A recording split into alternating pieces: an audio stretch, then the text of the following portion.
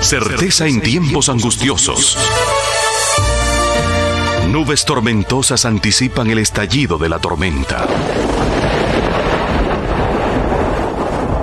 Sombras descendentes que parecen presagiar caos y destrucción sin precedentes sobre nuestro cielo planetario. Pero por encima de esas nubes, y desde más allá de esas atemorizadoras sombras sepulcrales, nos llega un claro rayo de esperanza, seguridad y certeza a través del estudio de las profecías contenidas en la palabra de Dios.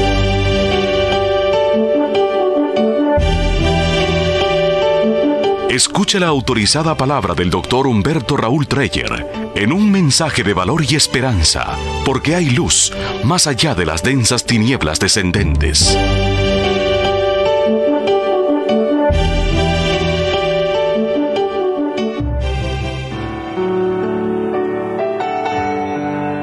Apreciados amigos, iniciando este tema quisiera acercarme a ustedes con un mensaje de confianza, seguridad y paz.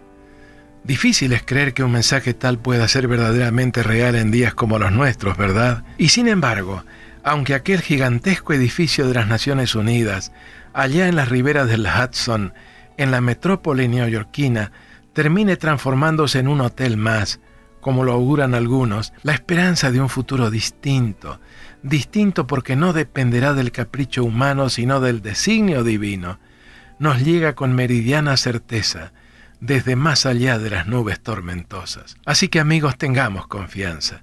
Hay un final dichoso para quienes confían en Dios. Sintetizando muy brevemente lo presentado en nuestro tema anterior, nos trasladamos imaginariamente a tierras del cercano y Medio Oriente, aquello que los historiadores dieron en llamar la media luna de las tierras fértiles, y en las postrimerías del siglo VII a.C., nos encontramos con los protagonistas de nuestra historia. ¿Cuáles eran las circunstancias en aquellos días?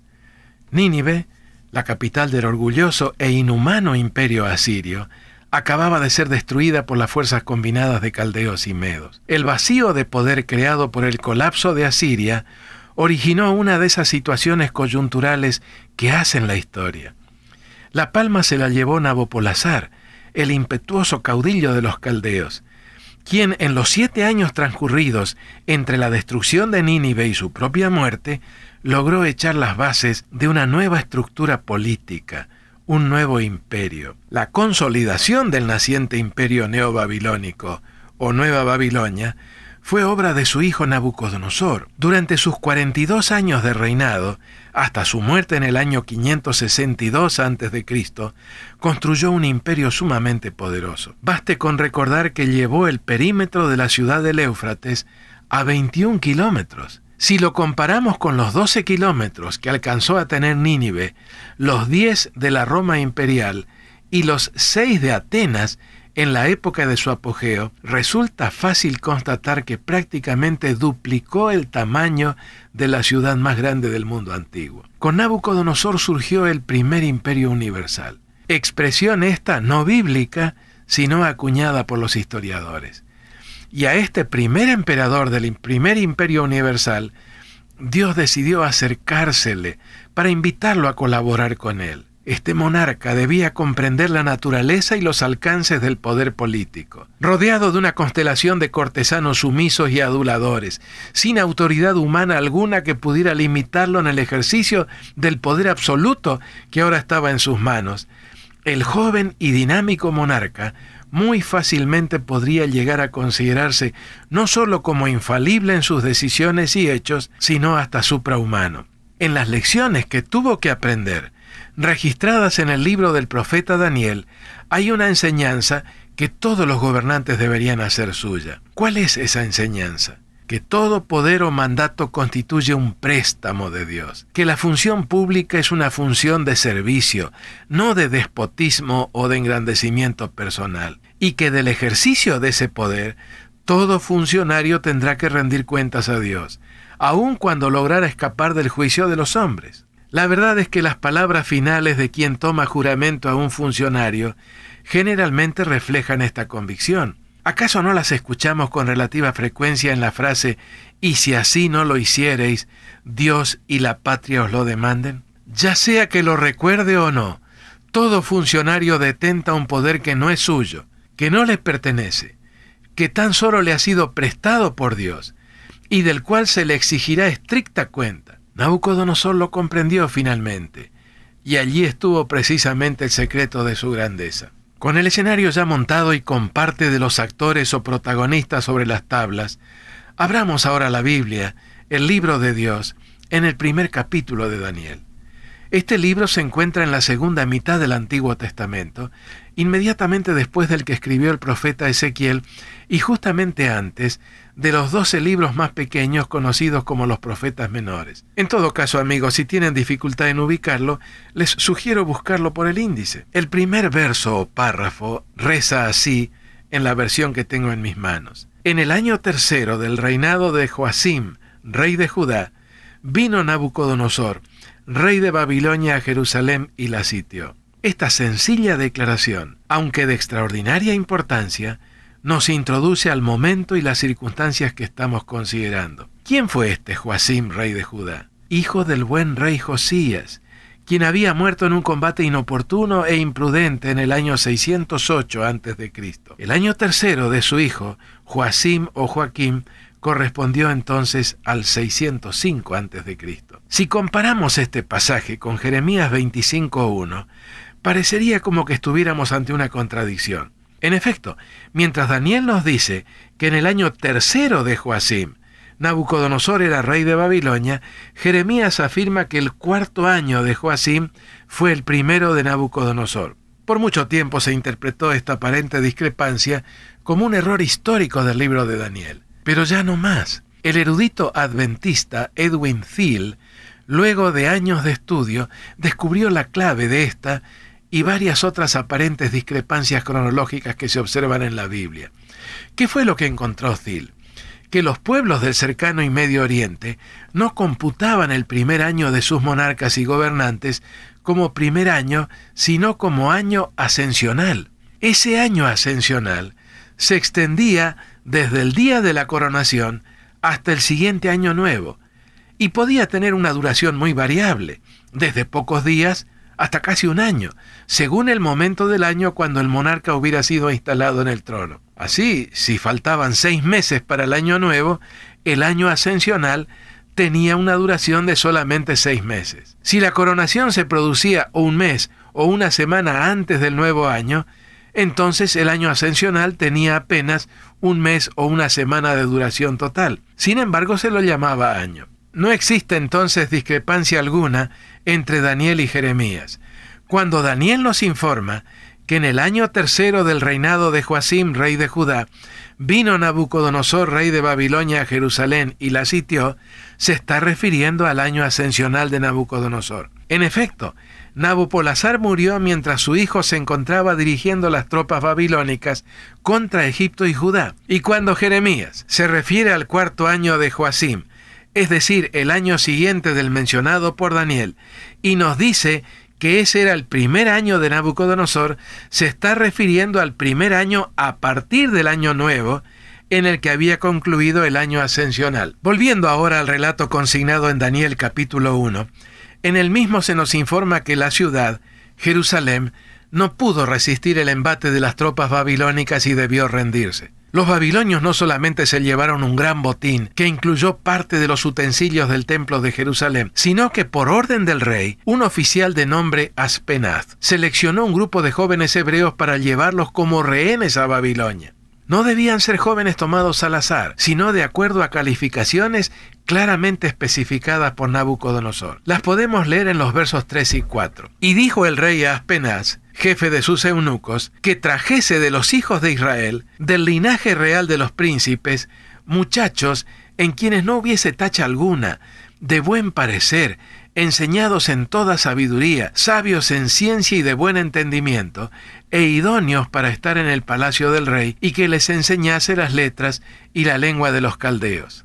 El plan del rey, muy previsor por cierto, contemplaba que recibieran una sólida formación cultural y administrativa en la Universidad de Babilonia, en un curso de 3 años de duración, para enviarlos luego a su tierra como gobernantes vasallos. La presencia de estos muchachos del linaje real hebreo en Babilonia, por otro lado, seguramente impediría que sus padres y parientes allá en Judea pensaran siquiera en la posibilidad de iniciar alguna revuelta contra Nabucodonosor para no poner en peligro la vida de estos jóvenes. No es posible establecer cuántos jóvenes hebreos fueron elegidos para este triste destino, pero de entre ellos hubo 4 cuyos nombres registra el verso 6. Daniel, Ananías, Misael y Azarías. Al despedirse de sus familias, si es que tal gracia les fue concedida, seguramente lo hicieron con la convicción de que la separación habría de ser muy larga, si es que alguna vez podría darse realmente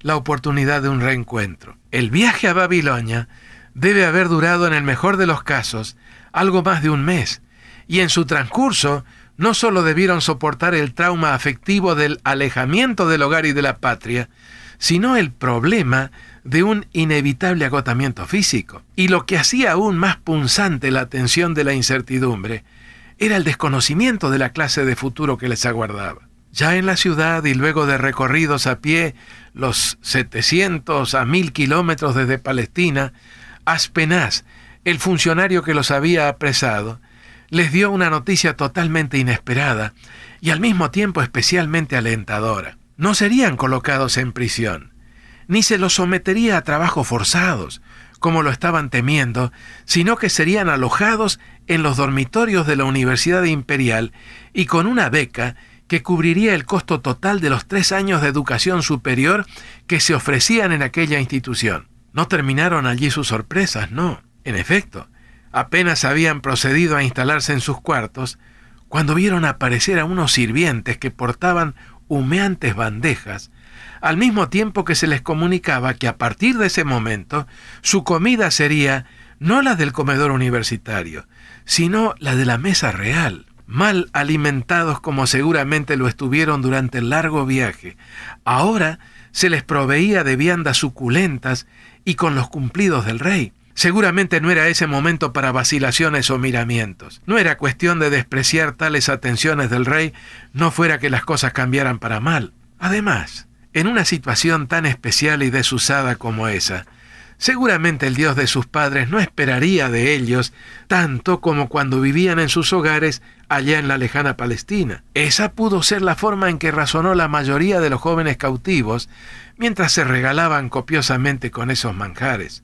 Pero estos 4 jóvenes, Daniel, Azarías, Misael y Ananías, se condujeron en forma muy distinta. Sin la más mínima vacilación, se propusieron no contaminarse con esa comida. El problema era en realidad doble. No solamente se trataba de alimentos excesivamente suculentos y recargados, sin hacer mención del vino y de otras bebidas alcohólicas que los acompañaban, sino que esas viandas habían sido previamente ofrecidas a los ídolos babilónicos, y estos jóvenes comprendieron que ingerirlas podría significar rendir un homenaje de veneración a esos dioses falsos. La firmeza de su determinación habría de ser probada al máximo, y el problema se planteó en cuanto se acercaron a Aspenaz para exponerle su situación. El dignatario real casi no podía dar crédito a lo que estaba oyendo. Aunque valoraba la cortesía y la amabilidad de las que habían dado muestra estos jóvenes, sencillamente sintió que no podía acceder a un pedido tan extraño. La orden del rey debía cumplirse y sin discusiones. Agotada infructuosamente esta instancia, los 4 jóvenes hebreos se dirigieron al preceptor, y lo hicieron con una propuesta que sonaba como bastante lógica. Este los escuchó con no disimulado escepticismo, pero lo que le proponían parecía ser razonable. Se trataba de hacer un experimento de tan solo 10 días de duración, es decir, algo más de una semana. Durante ese lapso, seguirían una dieta completamente vegetariana y solo beberían agua. Si el preceptor se comprometía a proporcionarles un menú tal, él podría disponer para sí de la comida real y del vino destinado a los jóvenes. Después de pensarlo un poco, el hombre entró en el plan, aunque no sin serias reservas. Como mucha gente lo haría en nuestros días, pensó que un régimen tal daría a estos jóvenes una apariencia demacrada y enfermiza, mientras que las comidas elaboradas y complicadas de la mesa real los harían aparecer fuertes y hermosos, otorgándoles capacidades físicas y mentales superiores. Lo cierto es que lo convencieron, ya que el texto dice: consintió pues con ellos en esto y probó con ellos 10 días. Verso 14. ¿Cuál fue el resultado del experimento? Exactamente el mismo que si hiciéramos la prueba hoy. Al cabo de los 10 días, pareció el rostro de ellos mejor y más robusto. Estamos leyendo del verso 15.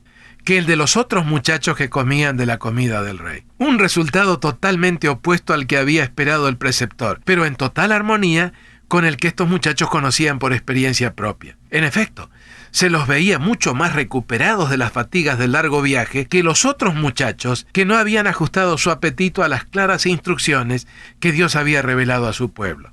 Y de esta manera, la transacción gastronómica con el preceptor continuó durante los 3 años de la carrera universitaria, siempre con los mismos resultados: buena salud y excepcional agudeza mental. Tanta importancia les dio Nabucodonosor a los mismos que decidió presidir en persona el tribunal calificador. El examen abarcó varias asignaturas, particularmente en las áreas de matemáticas, astronomía, escritura cuneiforme, resolución de problemas filosóficos y principios de administración estatal. En todas ellas, estos 4 estudiantes hebreos se mostraron sin rivales, tanto en su fuerza física como en vigor mental e inteligencia. Se los describe así: el porte erguido, el aliento no contaminado. Todas estas cosas eran otros tantos certificados de sus buenos hábitos, insignias de la nobleza con que la naturaleza honra a los que obedecen sus leyes. Profetas y Reyes, página 356. Describiendo el examen, el registro bíblico lo expresa así en los versos 18 al 20. Pasados pues los días, al fin de los cuales había dicho el rey que los trajeran, el jefe de los eunucos los trajo delante de Nabucodonosor. Y el rey habló con ellos, y no fueron hallados entre todos ellos otros como Daniel, Ananías, Misael y Azarías. Así pues estuvieron delante del rey. En todo asunto de sabiduría e inteligencia que el rey los consultó, los halló 10 veces mejores que todos los magos y astrólogos que había en todo su reino. No solo no se debilitaron físicamente por su determinación de evitar el uso de la carne, los condimentos y las bebidas alcohólicas en su alimentación. No solo no se vieron impedidos de proseguir exitosamente sus estudios universitarios, no solo aprobaron sus exámenes con calificaciones máximas, sino que, según el relato bíblico lo consigna, su ascenso a puestos de responsabilidad y liderazgo fue realmente meteórico, y todo eso en la tierra de su cautiverio. Esta es una de las lecciones de la historia que siempre deberían tenerse presentes. Dios recompensa la fidelidad de los que le honran. Toda vez que alguien se manifiesta dispuesto a obedecer la voluntad divina, cualquiera sea el aspecto de la misma que se encuentre en juego, Dios añade su bendición y su ayuda. En el caso de estos jóvenes de principios firmes y lealtad indivisa a sus convicciones religiosas, esta victoria sobre el apetito y la tentación. En el caso de estos jóvenes de principios firmes y lealtad indivisa a sus convicciones religiosas, esta victoria sobre el apetito y la tentación al compromiso proveyó el antecedente que hizo posibles las otras notables victorias que registra el libro del profeta Daniel. El gran secreto detrás de este extraordinario resultado está consignado en el verso 8. Y Daniel propuso en su corazón no contaminarse con la porción de la comida del rey ni con el vino que él bebía. Fue necesaria una decisión firme y valerosa. Y así ocurre siempre en la vida de un individuo. Las improvisaciones rara vez, si alguna, conducen al éxito. En el caso de estos jóvenes, no esperaron en forma descuidada para ver qué hacer o en qué pararían las cosas, sino que se propusieron en su corazón no ingerir nada que representara una claudicación o una renuncia a sus convicciones, y al tomar su decisión, dejaron los resultados en las manos del Dios quien había señalado esos principios. Y ese Dios al cual adoraban y obedecían no los defraudó. Ese es el mensaje que nos llega de aquellas postrimerías del siglo VII a.C. Un mensaje de aliento y de esperanza. Si nos decidimos a ser fieles a Dios, a vivir de acuerdo a sus mandamientos e instrucciones, sin discutirlos ni racionalizarlos, podemos tener confianza porque Él se encargará de los resultados. Solamente así las cosas terminarán bien para un hombre o una mujer. La fórmula no podría ser más sencilla, y para aplicarla no hacen falta ni computadoras ni calculadoras. ¿Cuál es esa fórmula? Confianza, o fe si usted lo prefiere, más obediencia, igual a éxito, victoria. Dios todavía no había hablado en forma directa al rey, pero mediante estos jóvenes se había introducido en la corte. Nada de esto sabían los muchachos. Ni siquiera imaginaban que Dios los utilizaría como sus instrumentos para ganarse la alianza y la cooperación del rey. Ahora, en el año 602 a.C., luego de los 3 años de la carrera universitaria, el primer contacto se había producido. El rey los encontró tan capaces, tan superiores a los otros estudiantes de esa promoción, que decidió colocarlos en puestos de responsabilidad en su administración. Entraron así al servicio del rey. Ahora, Dios habría de poner en marcha un operativo que haría posible un contacto más directo con el monarca. ¿Y cómo lo hizo? Bueno, ese será el apasionante tema de nuestro próximo estudio. No se lo pierda, y no quedará defraudado, se lo aseguro. Pero usted tiene una inquietud que quisiera expresar. Me parece que sé cuál es, y si me permite la expresaré yo. ¿Qué tiene todo esto que ver con el futuro? ¿No es más bien historia? Y una historia remota, sin mayor trascendencia para quienes vivimos en este siglo XXI. Como se lo rogué al concluir el estudio anterior, vuelvo a hacerlo ahora. Tenga un poquito más de paciencia que ya llegaremos. Es más, comenzaremos a introducirnos en el futuro a partir del próximo tema. Si algo anhelamos para todos ustedes, nuestros amables amigos, es una vida feliz y bendecida. Sí, los problemas nunca faltan, pero hay un nítido mensaje que nos llega desde más allá de aquellas sombras oscuras. ¿Cuál es ese mensaje? Que tengamos confianza, porque las cosas van a terminar bien para quienes colocan a Dios en primer lugar en sus vidas. Elevemos una plegaria al Dios que está en control de la historia, y si se lo permitimos, lo estará también de nuestras propias vidas.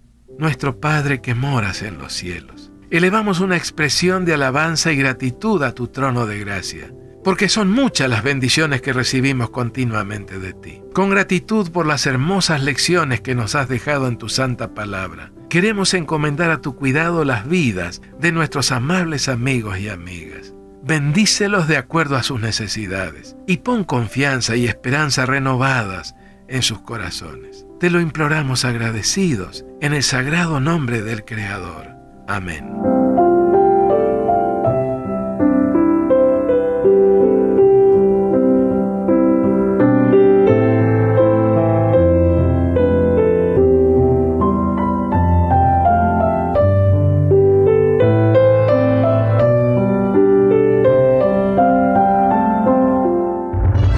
Certeza en tiempos angustiosos. Muchas gracias, estimados oyentes, por sintonizar este mensaje basado en el contexto victorioso que las profecías disciernen y señalan en la Sagrada Biblia. Le extendemos una cordial invitación a nuestro próximo programa, a esta misma hora y en nuestra emisora, con el Dr. Humberto Raúl Treyer y su programa Certeza en tiempos angustiosos. No olvide solicitar una copia del mismo. Sintonícenos. Juntos aprenderemos a poner nuestra confianza en Dios, al conocer su gran plan para la historia de este mundo y para nuestra vida, porque podemos confiar en Dios. Él nunca falla.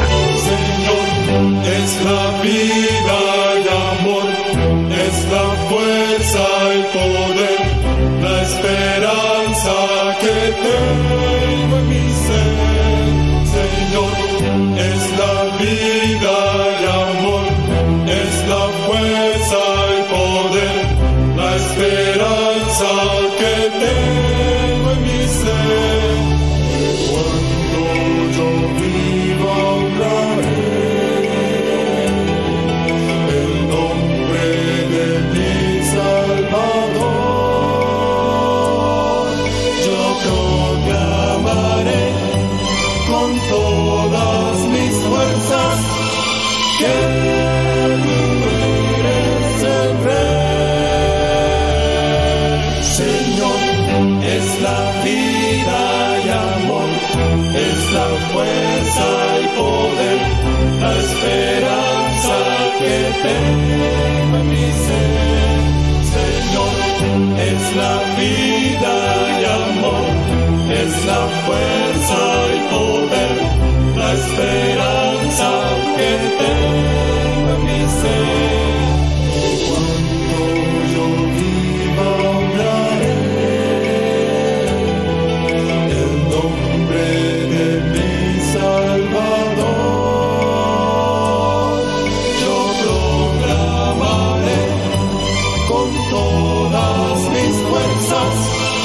que